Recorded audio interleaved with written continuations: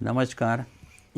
મારી વિડીયોના ગાર્ગી વોરા, યશ પ્રજાપતિ તથા સૌમિલ ચંદ્રમૌલી એમ 3 જિજ્ઞાસુ દર્શકોએ સવાલ કર્યો છે કે ચેટ જીપીટી દરેક પ્રશ્નનો એકંદરે સાચો જવાબ કેવી રીતે આપે છે.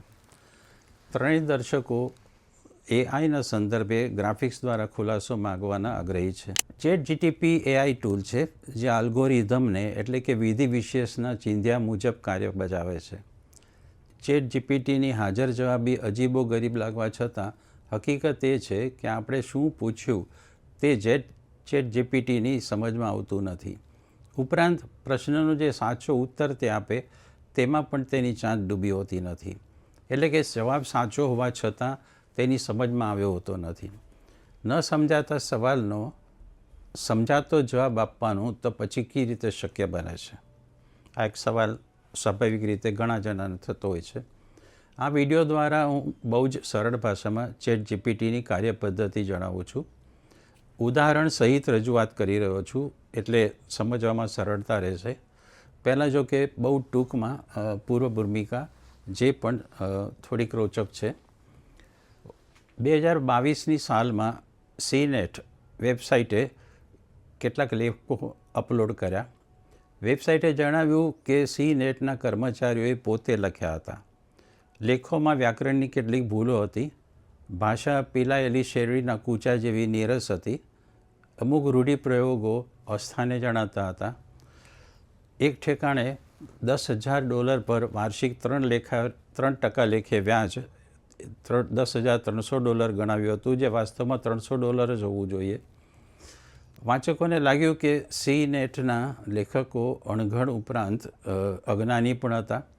મામલો ગાજ્યો એટલે સીનેટ વેબસાઇટના મેનેજમેન્ટે કબૂલ્યું કે લેખો બેપગા માણસોએ નહીં પરંતુ એઆઈ આર્ટિફિશિયલ ઇન્ટેલિજન્સે લખ્યા હતા. અહીંથી વાત બહુ તેજ રફતારે આગળ વધી.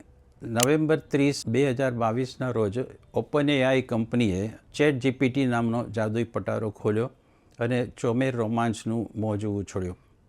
ચેટ જીપીટી જુદા જુદા વિષયોને લગતા વિવિધ સવાલોના એકંદરે સચોટ જવાબ આપી દેતું હતું. એટલું જ નહીં પણ વાક્ય રચનાઓ કઠે તેવી ન હતી. કોઈ જાણકાર માણસે જ પ્રશ્નનો ખુલાસાવાર જવાબ આપ્યો હોય એમ લાગતું હતું. જવાબ માનવસર્જિત લાગવાનું કારણ એ કે ચેટ જીપીટી પુષ્કળ શબ્દ ભંડોળ ધરાવતા લાર્જ લેંગ્વેજ મોડેલ પર આધારિત હતું.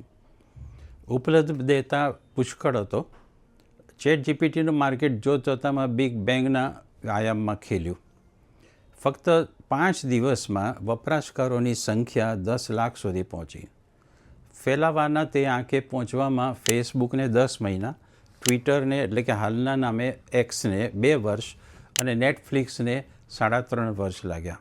નવેમ્બર 2025માં તો ચેટ જીપીટી વાપરતાના લોકોની વૈશ્વિક સંખ્યા 80 કરોડ સુધી પહોંચી. ચેટ જીપીટી ટેકનોલોજીએ બેધારી તલવાર જેવી ક્રાંતિ સર્જી છે, પણ હાલ આપણે તેની વાત નથી કરવી. અગાઉ જણાવ્યો તે સવાલનો જવાબ તપાસવાનો છે. કોઈ પણ પ્રશ્નનો ઉત્તર ચેટ જીપીટી કેવી રીતે શોધી કાઢીને આપણી સમક્ષ રજૂ કરે છે એ સવાલ તપાસવાનો છે. પ્રશ્નનો જવાબ શોધવા માટે ચેટ જીપીટી એકમેક કરતાં 2 જુદી રીતો અપનાવે છે અને સામટી અપનાવે છે.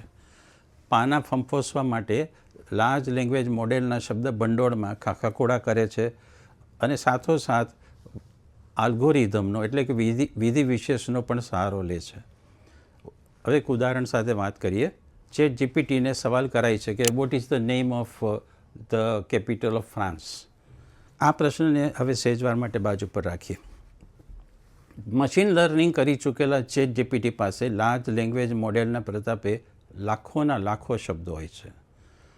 અમુક ચોક્કસ અંકો તેણે દરેક શબ્દને એનાયત કર્યા હોય છે. 2 કે 3 સમાન અંકો જેમાં હોય એવા શબ્દોને ચેટ જીપીટીએ એકમેકની નજીક ગોઠવ્યા હોય છે. આ નમૂનો જરા ધ્યાનપૂર્વક જુઓ. ચીઝ અને વેર બંને અંગ્રેજી શબ્દો છે. ચીઝ અને વેર એ બંને અંગ્રેજી શબ્દોમાં એકડો સમાન છે. એ જ રીતે ચીઝ અને રિવર શબ્દોમાં પાંચડો સમાન છે. રિવર અને મોર શબ્દોમાં આઠડો સમાન છે. અને ત્રગડો તો રિવર, ફ્લોઝ અને મોર એ ત્રણેય શબ્દોમાં સમાન છે.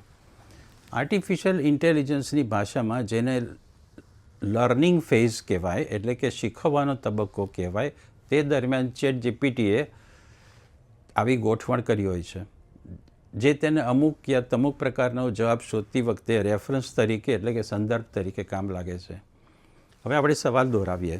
અંગ્રેજીમાં સવાલ છે, what is the name of the capital of France? A input તરીકે ChatGPTને આપણે વોટ, નેમ, ફ્રાન્સ અને કેપિટલ એમ 4 શબ્દો આપ્યા. ઇનપુટમાં ધ્યાનથી જુઓ કે તેમાં ફ્રાન્સ અને કેપિટલ શબ્દો વચ્ચે પાંચડો એટલે કે ફિગર 5 સમાન છે. આટલેથી વાત પૂરી થતી નથી, કારણ કે માત્ર પાંચડો સમાન હોય એ પૂરતું નથી. ઇનપુટનું પ્રોસેસિંગ કરવાનું રહે છે, જેના માટે ChatGPTએ તેનો જબરજસ્ત શબ્દ ભંડોળ પંપોસવો રહ્યો. પ્રોસેસિંગની હરોળમાં જુઓ કે પેરિસ શબ્દમાં પણ પાંચડો છે. અગાઉ જે નમૂનો રજૂ કર્યો તેમાં પણ ફ્રાન્સ અને કેપિટલ શબ્દો ફિગર 5 ધરાવે છે. બીજું એ માર્ક કરો કે પેરિસ અને એફિલ ટાવર, આ ગ્રાફિક ધ્યાનથી જોજો. બીજું એ માર્ક કરો કે પેરિસ અને એફિલ ટાવર એ શબ્દો વચ્ચે આંઠડો સમાન છે. પ્રોસેસિંગ બાદ, આ પ્રોસેસિંગની બીજી હરોળ છે, પ્રોસેસિંગ બાદ અનુક્રમે ફ્રાન્સ, કેપિટલ, પેરિસ અને એફિલ ટાવર એ 4 શબ્દો વચ્ચે મેળ બેસી ગયો છે. હવે આઉટપુટની હરોળ જુઓ. આઉટપુટની હરોળમાં હવે ફરી વખત આખું ગ્રાફિક સંયુક્ત રીતે અહીં સમજાવ્યું છે. સહેજવાર માટે અહીં બારીક નજરે તેનું નિરીક્ષણ કરી લો. જણાઈ આવે કે ફિગર 5 અને ફિગર 8 બે ચાવીરૂપ અંકો છે. ત્રીજી એટલે કે આઉટપુટ તરીકેની નીચલી હરોળમાં અનુક્રમે ફ્રાન્સ, કેપિટલ, પેરિસ અને એફિલ ટાવર એ બધા અંગ્રેજી શબ્દો, એ 4 શબ્દો વચ્ચે સામ્ય ખબર પડી આવે છે. ChatGPTએ લાર્જ લેંગ્વેજ મોડેલ્સમાં એટલે કે એના વિપુલ શબ્દ ભંડોળમાં ખાખાખોળા એ 4 શબ્દો માટે નહીં પણ અંકો માટે કર્યા છે.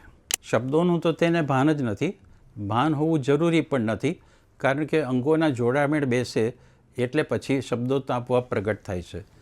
હવે ChatGPT આઉટપુટ તરીકે જવાબરૂપી વાક્ય શોધી કાઢે છે, Francis capital is Paris, the home of Eiffel tower. આ સાચો જવાબ છે. એક વાત ફરી પાછી જણાવવાની કે કેવો સવાલ પૂછાયો એ ChatGPTને ખબર પડતી નથી, અને પોતે કેવો જવાબ આપ્યો તેનો પણ તેને ટપ્પો પડ્યો નહોતો. બધો કમાલ આર્ટિફિશિયલ ઇન્ટેલિજન્સનો એટલે કે AIનો છે. ઉપયોગ સમજદારીપૂર્વક કરી જાણો તો AI માનવજાત માટે કદી ન માણ્યું હોય એવું વરદાન છે, પણ જો ઉપદ્રવી રીતે વાપરવામાં આવે તો ભયંકર હદનો અભિશાપ છે. માનવજાત તરીકે આપણે પહેલી જ વાર કૃત્રિમ બુદ્ધિના એટલે કે આર્ટિફિશિયલ ઇન્ટેલિજન્સના યુગમાં પ્રવેશી રહ્યા છીએ. અમુક હદે તો પ્રવેશ કરી ચૂક્યા છીએ. પ્રવાસમાં આગળ જતાં શું થાય તેની કેટલીક અટકળો ચિંતિત કરી મૂકે એવી છે.